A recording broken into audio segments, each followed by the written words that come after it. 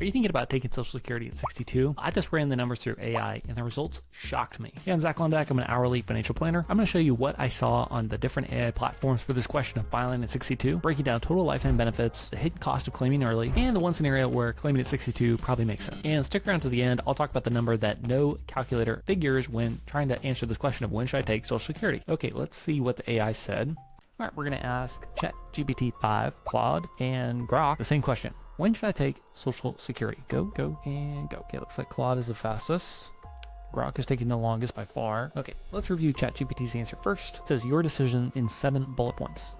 It also gives some simple default rules of thumb. If you're single, good health, enough savings to delay till 70. It says if you're in poor health, consider filing earlier. So ChatGPT, it seems to just be taking the approach of a straight break-even analysis based on your health, and if you would live long enough to see that payback period come to fruition. Claude is a little bit less complete answer. It explains the basic trade-offs. Key factors to weigh, health and longevity being number one again. Okay, let's see what Grok says. It thought for 38 seconds, which was way longer than the other two. So it says there's no universal best age for everyone. So it says key factors to consider: health and life expectancy, financial needs, and marital status. Okay, good. So they all pretty much gave a pretty similar answer. I would say the strongest answer would be ChatGPT. The weakest answer would be Claude. So now I want to ask it, should I consider Social Security as an asset when I'm building my investment policy statement? I think this does make sense for some clients with substantial assets that do have a surplus. If you do need Social Security to live on right away, then it probably doesn't make sense to figure this into your analysis. So I will ask it, should I consider Social Security as an asset when designing my IPS? Go.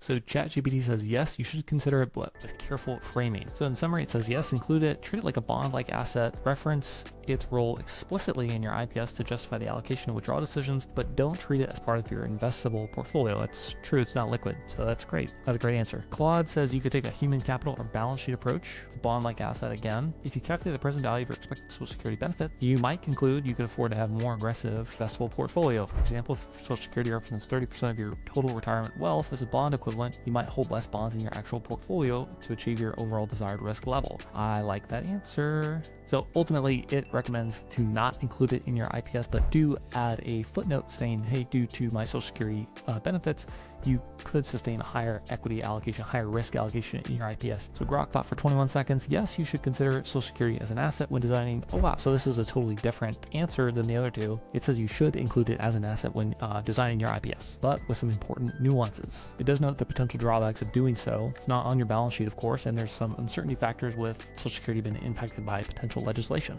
So it says, in summary, treating Social Security like an asset in your IPS promotes a more integrated and efficient retirement strategy as supported by financial planners and research. However, this isn't a one-size-fits-all. Consult a fiduciary advisor to tailor it to your specifics and review your IPS annually as Social Security projections or laws change. I think Grok was probably closest to my thinking that if you do treat Social Security like a bond equivalent, it could open up part of your portfolio to be more aggressive. So ChatGPT and Claude probably took a more traditional approach to, no, it's not an investable asset, don't include it in your IPS. But Zach, Social Security is going to be bankrupt in 2033 anyway. None of this matter. Let's see what all the tools say about that. So I'm going to ask these tools, do you think Social Security benefits will change for people already receiving benefits in 2033 when the trust is exhausted? Let's see what they say. Okay, so ChatGPT's expectations and caveats given the political salience of Social Security. Here's my best guess scenario.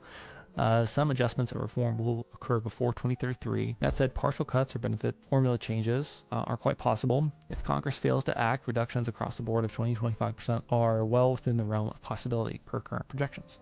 Okay, so kind of a non-answer. So what might actually happen according to Claude? Most experts believe Congress will act before 2033. Those solutions are contentious. So, potentially adjusting benefits for younger workers. That's what happened the last time they did it. So, Grok.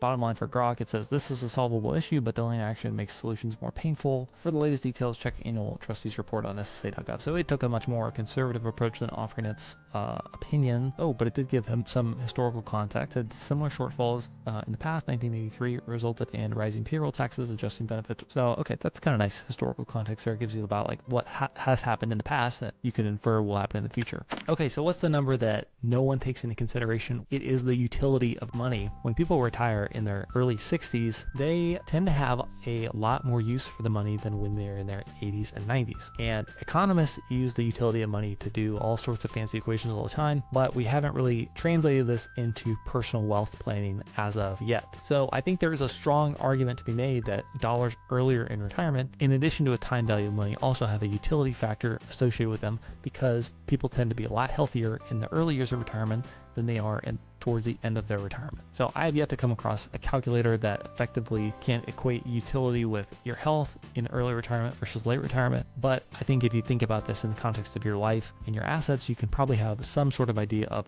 well, this could help me accomplish this goal early in retirement versus, hey, that's not going to be possible later on. I would say the tools are pretty good. All of them seem to have a bent towards looking at longevity as the sole indicator of when you should file for benefits. However, as we know, there's a lot of other factors that go into that. So subscribe for more retirement planning content. We'll see you later.